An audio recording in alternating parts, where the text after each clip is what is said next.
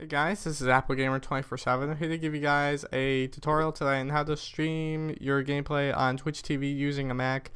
This is a fairly simple process. I know some people are once I start doing this on my channel, I haven't announced it yet, but I'm planning to in the next couple of days. Once I know how to do this, people are gonna ask me how to do it, so I thought I'd just make a tutorial. And I also thought it might be a good follow-up video to watch after you have watched the other video that I did how to stream and record gameplay using a Mac using a PVR. But definitely check out that video. I'll put an annotation for it down in the description in case you guys want to watch that. But definitely watch that first and then watch this video. That's the one thing I recommend because these two videos kind of a lot go with each other. So there's a few things that you're gonna need. One physical thing you're gonna need is you're gonna need a Ethernet cable to have a good solid connection to your network. What I've noticed even when I do Google Plus Live Hangouts is that always having a hard connection provides the best video quality and it doesn't use that much bandwidth compared to using Wi-Fi. If Wi-Fi is all you get, then you're gonna need to use a lower frame rate and a lower quality setting. But if you want the highest quality possible, definitely check out buying an Ethernet cable. I bought mine off of Amazon. It was about $1.75 for 7 feet, which I didn't think it was that bad at all. So definitely check out getting an Ethernet cable. You're also going to need a few pieces of software. You're going to need iTV. iTV is a great program on the Mac that allows you to use your PVR and allows you to record and stream your gameplays live.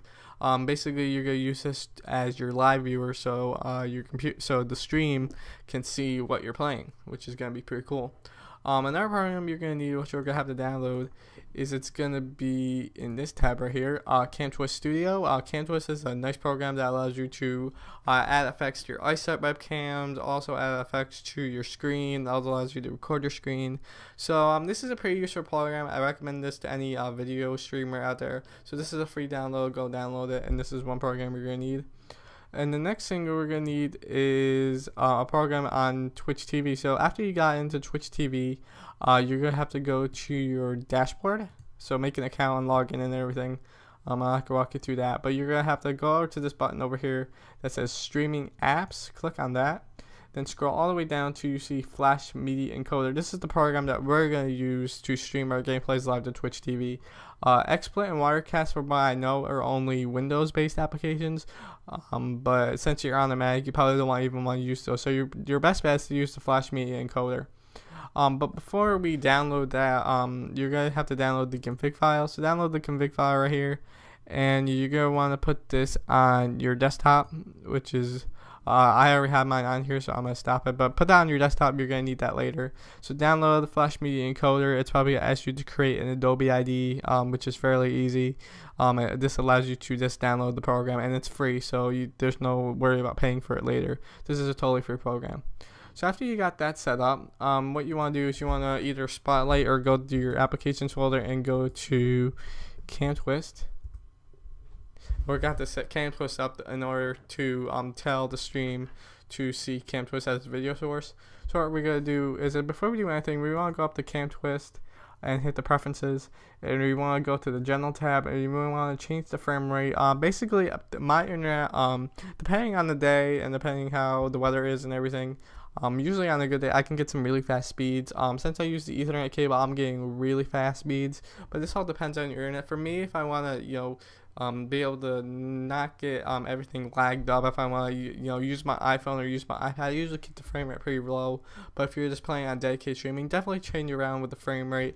I have mine at 15 frames per second, but you can change that based on your internet connection and your speed. This is basically depending on your internet connection. So if 18 frames doesn't really work out for you, I'll change it around a little bit. This is basically experimentation based on your connection. The video size right here is just the size of the video. I keep mine at 640 by 480. Again, it saves bandwidth and it doesn't clog up the rest of my network. So this all depends on what your network has and what its limitations are. But if you want to follow along with this video, you're more than welcome to. But definitely change around and play around with this too, along with the frame rate. So after you have those figured out, what you want to do is that you want to go over to the left here, and you want to go to the Desktop Plus. And then uncheck full screen, and then hit combine to application window, then hit the refresh button, and then click the drop down and click iTV component window. This allows iTV or Camtwist only see iTV in what it's displaying on the screen. So if we hit Command P, Basically this is ITV right here as we see it. I have mine on my second monitor, so you can't really see it, but this is how ITV looked at my screen. But the letter bars over here are just because of the streaming quality. You probably experience that on a lot of streaming networks unless you pay for HD streams, but the letterbox is right here. So after we do that, what I recommend also is in ITV, you want to make that full screen by hitting Command 0, and that takes away the all the Mac like close buttons and stuff like that. That takes away the top menu bar, so you get like only the stream and nothing else related to your computer, which is something that I always found out that was helpful.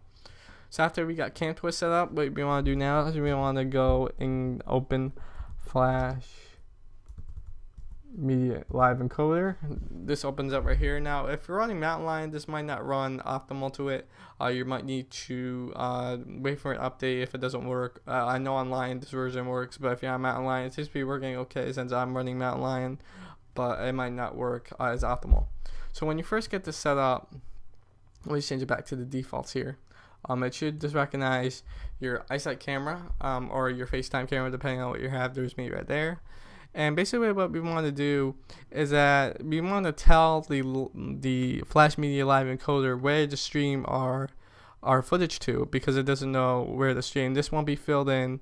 I have this filled in because I already have this set up to my account. But what we want to do if you're first opening up for the first time is that you want to hit File, Open Profile, or Command O, and navigate to where you saved your config file for, and hit Open, and that should tell the Live Media Encoder where to stream our gameplay to. That gives you all the server and stream information that we need, so we don't have to input that manually, but saves us a lot of time. So open that, and then when you're done, you want to go to Device, and you want to hit CamTwist. And then this is your PS3 or Xbox screen, depending on what you have. Usually for mine, I usually keep it on the high bandwidth preset. Basically you have to play around with this too based on your internet connection. If you want to do HD streams, you want to do custom, you have to input all those fields yourself. But there's other videos on how to just stream in HD. But I'm telling you guys how to get basically off the ground into streaming if you just want to do a few streams. So basically after you have all this set up, you can copy this down to what you're liking. I keep the input size at 320 by 240 just because it's like I said earlier, it just saves on bandwidth and doesn't lag on my network.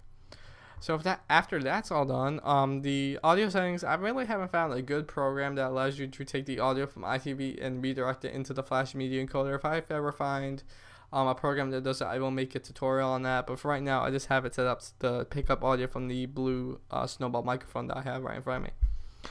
So once you have all this configured out and ready to go, and you have your Xbox or PS3 screen right here, hit start.